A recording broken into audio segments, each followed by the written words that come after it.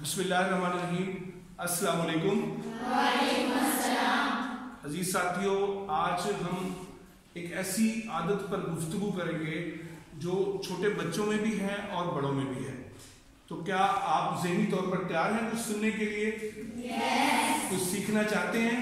Yes. देखिए, समझिए, सीखिए, आगे बढ़िए। ये बहुत अच्छी खूबी है, बहुत अच्छी सिफ्त है। हम सब रोज़ कुछ नया सीखते हैं, कुछ नया जानते हैं और कुछ नया समझते हैं। जो लोग सीखते हैं, समझते हैं और उस पर अमल करते हैं, वो तरक्की करते हैं, वो आगे बढ़ते हैं, वो कामयाब होते हैं। तो क्या आप तैयार हैं कुछ सीखने समझने के लिए?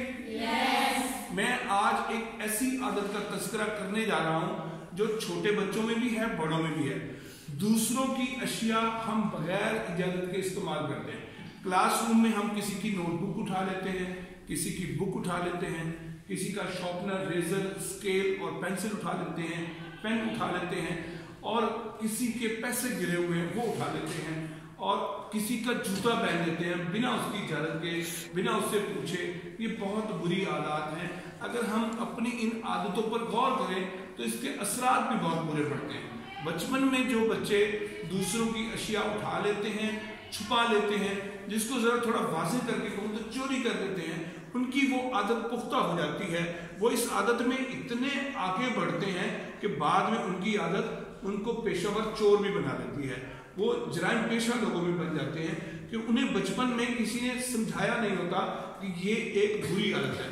इसलिए मैं बच्चों को भी और बड़ों को भी ये कहता हूँ कि आप हमेशा कभी किसी की कोई चीज़, अगर आपको उसकी ज़रूरत महसूस हो रही है, एक पेन की ज़रूरत है, आपको कुछ पैसों की ज़रूरत है, तो तलब कर लें, मांग लें, आप उससे इजाज़त दे लें। किसी की कोई चीज़ इस्तेमाल करनी है तो आप उससे उसकी इजाज़त दे लें, उससे पूछ लें, उससे कहें कि मैं आपकी ये चीज़ ये इस्तेमाल कर सकता हूँ, मुझे इसकी इजाज़त। अगर वो इजाज़त नहीं देता तो आपको बुरा नहीं महसूस करना चाहिए, आपको नाराज़ नहीं होना चाहिए, आपको उसके साथ दुश्मनी, नाराज़गी नहीं पाल लेनी चाहिए, बल्कि अपने दिल को साफ रखना चाहिए।